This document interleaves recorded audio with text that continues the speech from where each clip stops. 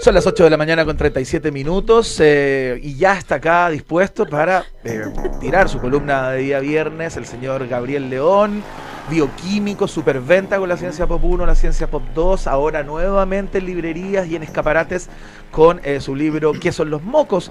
Para los jóvenes y niños inquietos que se hacen preguntas por ahí y él las ha sistematizado en este libro. Ya conversábamos acerca de él en otro programa que también columnea el señor Gabriel León. Oye, y es tan arrojado nuestro Gabriel León que el autor de ¿Qué son los mocos?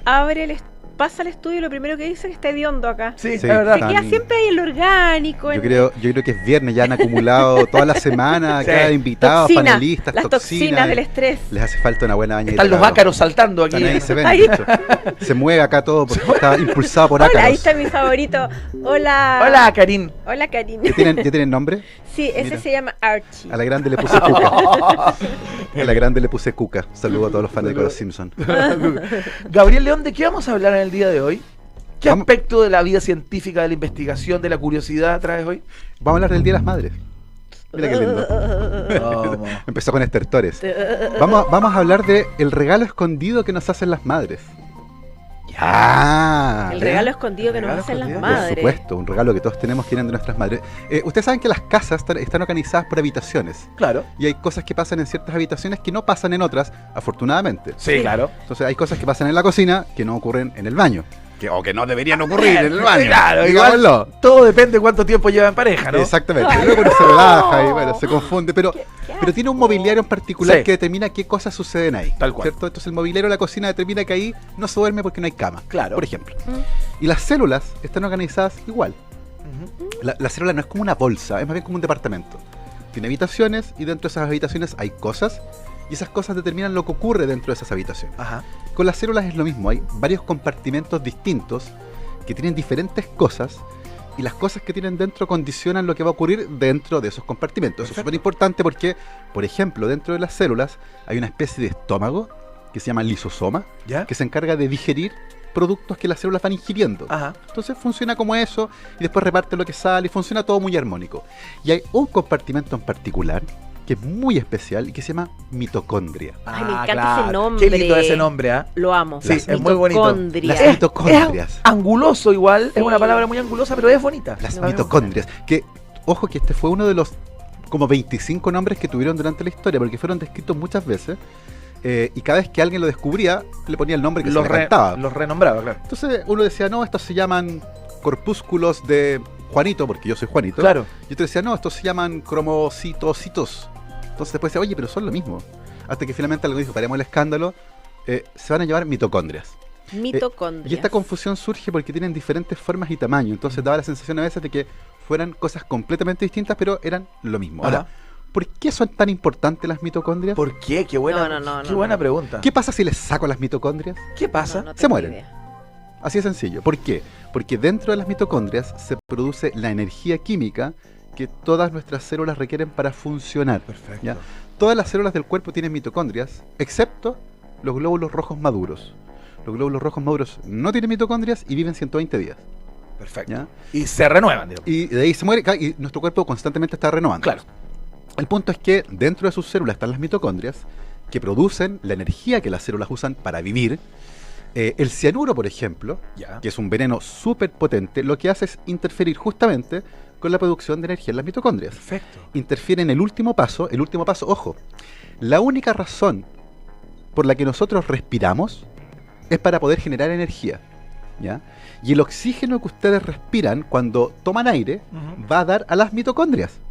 Y en las mitocondrias se usa el oxígeno. Según se preguntaron para qué diablos respiran, es para que las mitocondrias ellas tengan son las oxígeno. que ocupan eso para darle vida a la célula. Ellas son las que ocupan el oxígeno para producir energía y convierten el oxígeno en otra cosa. Ajá. Pero para eso respiramos. Y el cianuro interfiere compite con el oxígeno. Perfecto. Se mete en el sitio donde va el oxígeno e impide que las mitocondrias funcionen, dejan de producir energía y entre otras cosas paran todos los músculos, y para la casa, incluyendo el diafragma, que es el que le ayuda a respirar, y ahí para la casa. ¿Y en cuántos segundos te...?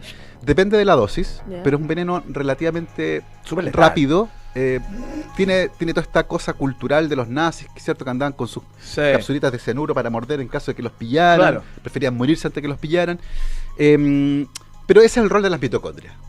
Muy especiales. ¿Y por qué digo que son un regalo a la madre? Porque esto es casi el 100% del tiempo, uno las hereda exclusivamente de la mamá. Tus mitocondrias, Rita, son las mitocondrias que tenía tu mamá. Mira. Porque vienen del óvulo.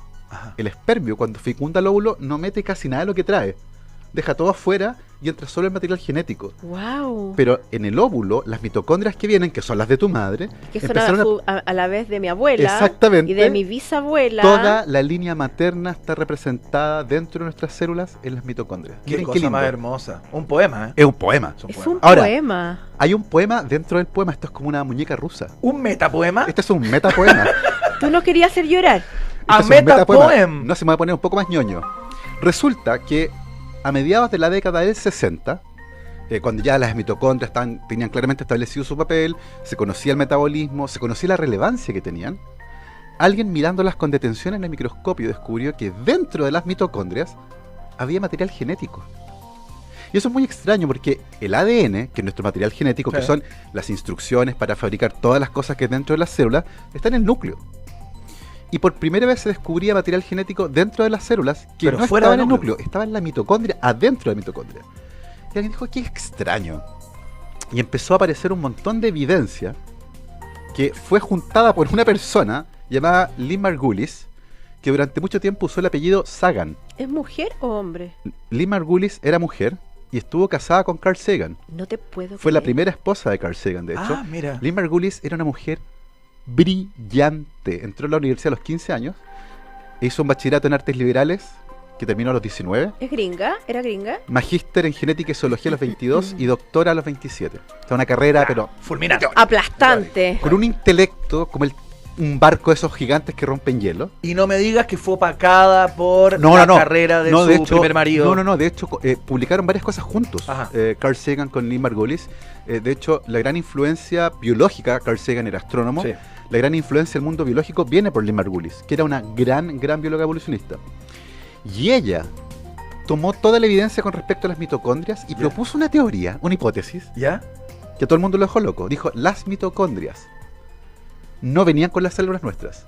Las mitocondrias son una bacteria que las células durante la evolución se tragaron y en vez de digerirla, la guacharon dentro de la célula porque hacía algo útil. Esto es una relación de simbiosis, dijo ella. Esto es un organismo de vida libre. Era un parásito. Es una especie de parásito que se convirtió en esclavo de nuestras células. Le tomó, imagínense, a mediados de los 60. Pero un bolón, ¿eh? Es un bolón muy bien justificado, por cierto. Sí, claro, sin duda. Ese artículo científico publicado en 1967 pasó por 15 revistas distintas que lo rechazaron. Claro. Así disruptiva era su idea.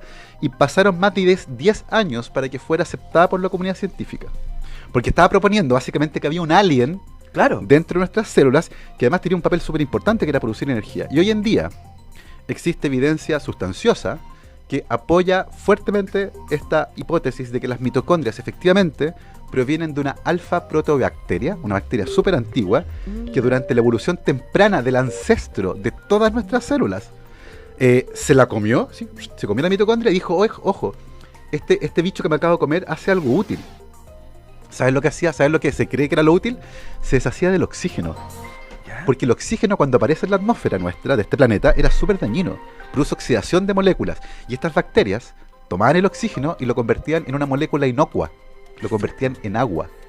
Las mitocondrias convierten oxígeno en agua. Ajá. Y aparentemente eso fue lo más beneficioso para las células. Y de pasadita producir energía. Entonces, imagínense, toman esta bacteria, se la van a comer y dicen, oye, pero hace algo útil. Claro. Evidentemente las células no piensan. Esto fue evolución. Claro. Pero finalmente hoy, ese ADN que tienen las mitocondrias era el ADN que tenían las bacterias. Y de hecho, todas las secuencias de ADN que hay ahí, todos los mecanismos regulatorios, todas las proteínas que están, se parecen más a cosas de bacterias Claro. que a cosas nuestras. Que es otra evidencia que apoya esto. Entonces, las mitocondrias, esta fábrica de energía, Sí. que heredamos exclusivamente de nuestras madres y nuestras madres de sus madres, provienen además de una bacteria que hace miles de millones de años atrás estaba solita dando vueltas y Claro. de repente fue engullida. Venga usted para acá, que funciona Exacto. bien aquí adentro. No. Es una maravilla. Ahora, esto tiene múltiples aplicaciones, por ejemplo. Es de un feminismo Por supuesto, impactante. por todo, supuesto. todo lo que estás relatando. Por ejemplo, el ADN mitocondrial resiste mucho mejor la degradación que el ADN nuclear. Y eso quiere decir que muchas veces en la identificación de osamentas, Ya. por ejemplo en el caso de los detenidos desaparecidos chilenos, se ha utilizado muestras de ADN mitocondrial y la línea materna para identificar los restos de las personas que han sido Claro. encontradas en fosas comunes, porque ese material genético resiste mucho mejor la degradación que el otro material genético que es nuclear. Ajá. Por eso es que muchas veces lo que se busca cuando se quiere identificar estos restos es a la madre o a los parientes mujeres en el fondo de estas personas que pueden aportar con la misma información genética que ellos tienen, porque heredaron las mitocondrias de sus madres. O sea, un hermano sirve, porque las mitocondrias son las mismas, ¿ya? Y al mismo tiempo ha sido fuente de inspiración. George Lucas se le ocurrió la idea de los midi-chlorians para Star Wars a partir de las mitocondrias. Vamos a dejarlo ahí, No. Vamos a continuar conversando, hacemos columna de ciencia con Gabriel León en día viernes, columna de ciencia con Gabriel León, estábamos hablando de la importancia de las mitocondrias en el cuerpo humano, que eran heredadas de nuestras madres, a propósito del Día de la Madre, Claro. conectándolo todo, Por supuesto. el científico más sexy del Cono Sur, por favor, continúe, maestro. Yo les contaba también al final que George Lucas se inspiró en las mitocondrias Sí. para crear este concepto de los midi-chlorians, que fue muy criticado en la Star Wars 1 que se hizo hace poco, Ujú. hace unos años ya en realidad. Y ustedes comprenderán que con esta misión tan importante que tienen las mitocondrias, cualquier fallo es súper complejo. Y hay Claro. un montón de enfermedades mitocondriales, muchas de ellas fatales, y hay una en particular que es muy severa que se llama síndrome de depresión de ADN mitocondrial. Depresión. Depresión. Y básicamente quiere decir que las mitocondrias pierden su ADN ¿Ya? y por tanto ya no se pueden dividir. Y eso hace que con el tiempo las células se queden sin mitocondrias, lo que produce un deterioramiento gradual de la salud y eventualmente esas personas mueren muy jóvenes. Claro. Y esa fue justamente la enfermedad que tenía Charles William Gard, un niño inglés que nació el 4 de agosto del 2016 en Londres. Que ¿Hace muy poco? Hace muy poco, a los 2 o 3 meses de recién nacido, la familia notó que tenía problemas de desarrollo, no levantaba la cabeza, no subía de peso y empezó a tener dificultades respiratorias. Entonces la familia dijo que hay algo raro, lo llevaron al hospital y al cabo de un mes, en noviembre del 2016, se le diagnostica este síndrome de depresión mitocondrial. Su estado de salud se deterioró súper rápido y lo interesante de este caso es que comenzó una batalla legal entre el hospital y los padres del niño por qué procedimiento seguir. El hospital considera que cualquier tratamiento médico le producía al niño más dolor y daño que beneficio. Estas son enfermedades que no tienen cura. Y los padres, por otro lado, querían intentar un tratamiento experimental que estaban llevando a cabo en Nueva York. Este caso fue muy emblemático. Este caso fue tremendamente emblemático. Se metió el Papa, Sí. se metió Donald Trump, se metieron un montón de personas a opinar sobre esto, muchos defendiendo la autoridad de los padres Claro. sobre la salud de su hijo versus los médicos que Claro. opinaban que lo mejor en este caso era la eutanasia. Sí. Porque este niño estaba sufriendo, al cabo de un mes comenzó a tener ataques de epilepsia recurrentes durante varios días seguidos, lo que le generó daño cerebral permanente y por lo tanto cualquier terapia experimental que se intentara ya no tenía mucho sentido. Ahora, los papás querían llevar, Bueno, querían mantenerlo con vida. A toda costa. toda A costa. comer al lugar. Y eso generó un conflicto, como les digo, que llegó a la Corte Suprema en Inglaterra. Y finalmente la Corte Suprema le encontró la razón a los médicos. Y dijeron acá, cualquier procedimiento que se haga, lo único que va a ser empeorar las condiciones de vida de este niño que ya está sufriendo mucho. O sea, toda su vida lo único que ha hecho ha sido sufrir. ¿Y se sabe por qué los médicos no validaban ese procedimiento experimental Porque- que se estaba haciendo o estudiando en New York? Porque fue diseñado para una condición relativamente distinta a la que tiene este niño. Perfecto.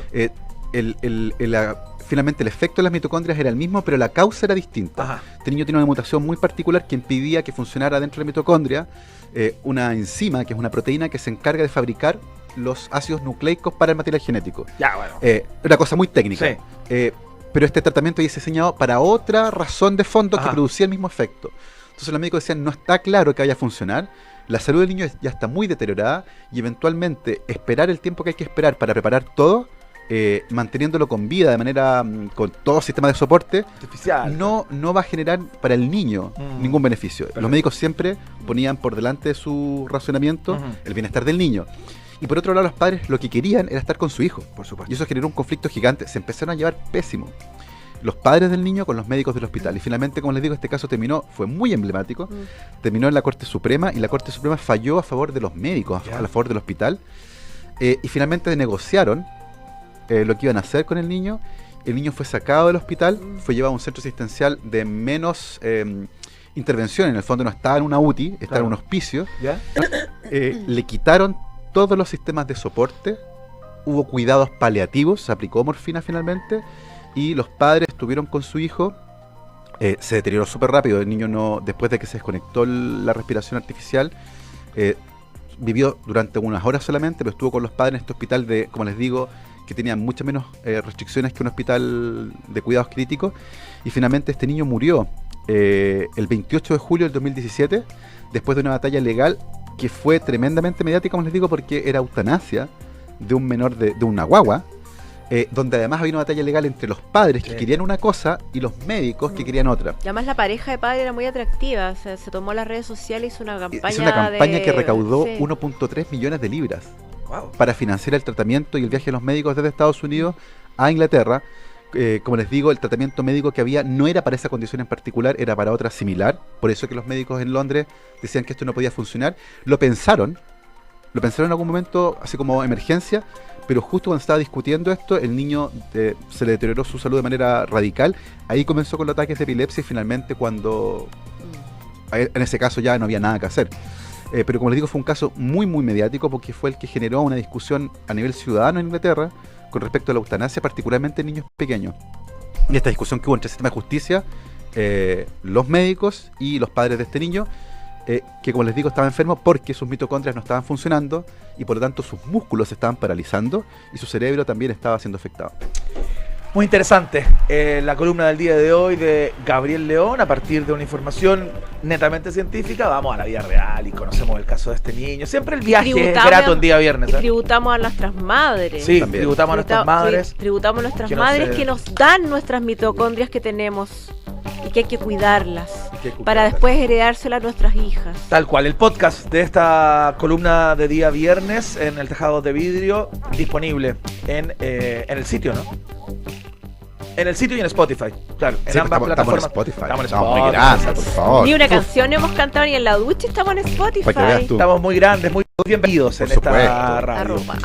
Comenzamos a despedir esta semana. Le damos las gracias a todos por sus mensajes a través de nuestras redes, nuestro Twitter, @radio0977, www.radio0.cl, en la internet con 3 cámaras en streaming. Como les decíamos, tanto la columna de Gabriel León como el programa completo disponible a partir de los próximos minutos en Spotify. Y nos vamos directo corriendo a World Café. Nos volvemos a encontrar con ustedes el día lunes. Rita, placer. Pero a ti se te escucha más ratito, en la tarde. A las 6 de la tarde con Ignacio. No te hagas el Larry. No te hagas el Barça. loco. No te hagas el loco. En un ratito más. Rita, que tengas un gran fin de semana. Yo sé lo que lo disfrutas y que te deseo lo mejor en todo aquello. Gracias. Gabriel León, igual para ustedes. Feliz Muchas viernes. gracias. Pásenlo bien. Gabriel León. Muchas gracias. Chao, chiquillos. Gracias por esta semana. Nos encontramos el lunes. Le hablo a Houston, a mis compañeros ahí. Chao. Tejado de Vidrio fue presentado.